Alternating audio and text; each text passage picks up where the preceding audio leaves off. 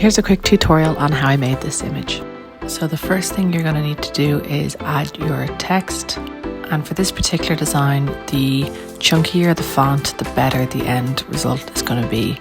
So I think that the font I used for this was a font called Whoopass on 1001fonts.com. So once you've typed your first word, duplicate it and edit the text on the second layer for your second word, and do the same again for your third word. For this to work, each word needs to be on a separate layer so we can warp them all individually. So to edit the text, just double tap on the word itself and then you can type in your new word. Next, you'll need to select all three words by swiping right on each layer, and then select the cursor and resize so it takes up most of the canvas. Next, tap the top layer and create a new layer, and this is where we're going to draw our guide circle. I'm using the monoline brush for this, so draw a circle, tap and hold, and then select the circle option to make it a perfect circle. And as I said, I think the monoline brush works well for this one. Next, draw in your guidelines, which is where you want each word to fit into.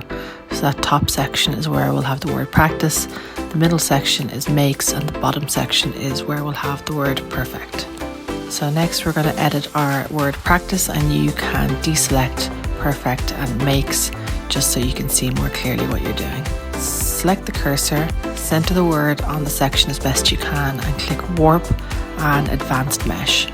Now use the blue dots to drag the word to fit the space as best you can. The very bottom dots will drag the bottom of the word, the very top ones will drag the top of it, and as you can see there, the ones on the side are the sides. So just play around with it until you can get the word fitting into the space as best you can. And if you do make a mistake at any time, you can just tap with 2 fingers to undo.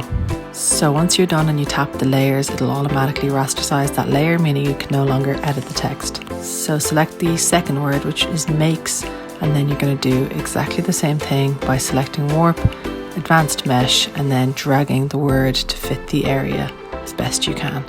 I'm going to speed up this bit just because it took about a minute to do the word makes and the word perfect, so just to save a little bit of time I've sped it up, but as you can see I'm just using the exact same technique with both of them.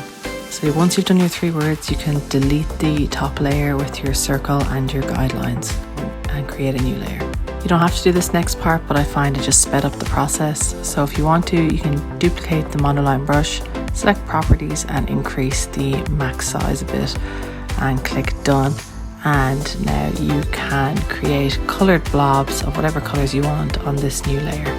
I just went with blues and purples, and again there's no method to this, just keep drawing circles until you have all of the letters completely covered and you can no longer see them.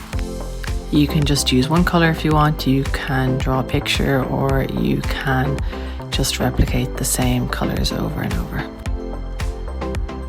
So once you have the entire area covered, select Gaussian blur and blur so that they're all blended. Now you can see the edges of the letters are appearing, so you select the cursor, select uniform, and then just expand it again so you can no longer see the letters underneath the colour. Next, tap the layers and make this layer a clipping mask, and then combine your 3 word layers so that the colour sits on top of all of the words. Next, choose your background layer and choose a colour for your background. I just went with yellow, and then duplicate the layer that has the words on it. Keep it selected and go to Gaussian blur and blur this layer up to about 5 or 6%. And lastly, select the cursor and just drag the layer down slightly to create that shadow effect. And that's all there is to it. I hope you enjoyed this tutorial and subscribe for more.